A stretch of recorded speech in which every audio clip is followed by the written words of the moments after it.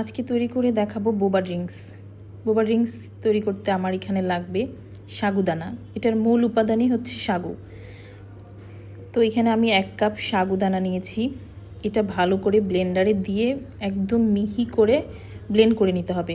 যদিও এটা শক্ত, তারপরেও একটু করে নিতে হবে, আর বাকিটুকু চেলে ফেলে দিতে হবে। এখন আমি এটার সঙ্গে নিচ্ছি কর্নফ্লাওয়ার, দিচ্ছি চিনি গুঁড়া, চিনিটাকে ব্লেন্ড করে গুঁড়া করে নিতে হবে, এবং দিচ্ছি কোকো পাউডার 3 টেবিল চামচ ভর্তি করে। এটার সাথে এখন মিক্স করছি কুসুম গরম পানি। কুসুম গরম পানি দিয়ে এটা ভালো করে একটা ডো তৈরি করে নিতে হবে। এখন আমি ডোটা দিয়ে ছোট ছোট বল আকৃতির করে বোবা পালসগুলো তৈরি করে নিচ্ছি। তো আমার এই ডোটা থেকে অনেকগুলো হবে, আমি আপাতত খাওয়ার জন্য যতটুকু প্রয়োজন অতটুকু তৈরি করছি। আমি এখানে বোবার পালসগুলোতে একটু কর্নফ্লাওয়ার মিশিয়ে রাখছি। এদিকে আমি চুলাতে গরম পানি বসিয়ে দিয়েছি।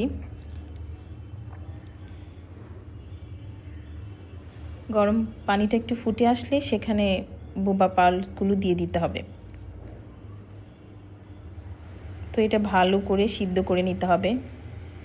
সিদ্ধ করে ঠান্ডা পানি দিয়ে ধুয়ে নিতে হবে। আর এদিকে আমি আরেকটা হাঁড়িতে নিয়েছি চিনি।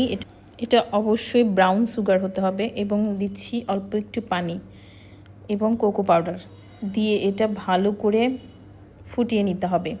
এটা যখন একটু আঠালো হয়ে আসবে তখন এটার মধ্যে বোবাগুলো দিয়ে দিতে হবে। তো এটা দিয়ে ভালো করে নেড়ে চেড়ে একদম আঠালো একটা টেক্সচার আসা পর্যন্ত এটা রান্না করে নিতে হবে।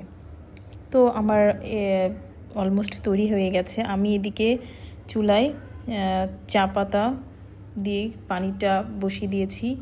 আমি যেহেতু এটা বোবা মিল্ক টি বানাবো, সেহেতু আমার চা পাতাটা অবশ্যই লাগবে। তো আমি এখানে বরফ দিয়েছি, বরফ কুচি দিয়ে বোবা পালসগুলো এটাতে ঢেলে দিচ্ছি এবং চাটা এখানে মিক্স করছি এবং দুধটা ঢেলে দিচ্ছি।